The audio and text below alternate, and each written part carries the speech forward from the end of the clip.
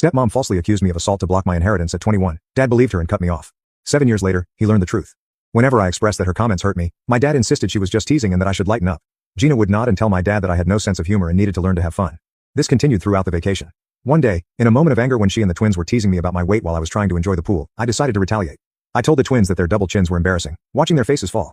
I then turned to Gina and told her she shouldn't wear a shrug over her bikini because her huge stomach was still visible, making her look like a penguin. Gina's face turned red with embarrassment, and she ran back to the hotel room. The twins started yelling at me, calling me sexist and saying how horrible it was for me to say such things about them. Later, my dad confronted me, clearly angry. He asked if I had really spoken to my stepmother and stepsisters like that, and when I admitted it, he lectured me about how he had raised me better and that I should never talk to a woman about her weight. I argued back that they were criticizing my weight, looks, and height, but my dad forced me to apologize to Gina, who had locked herself in the bathroom crying after what I said.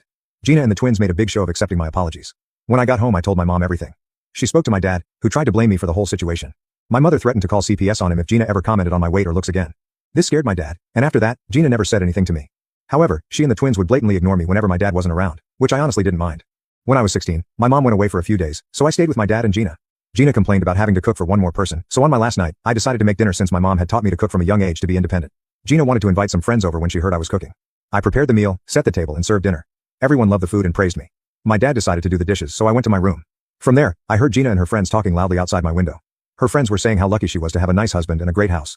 When they mentioned how nice it was that I cooked for them,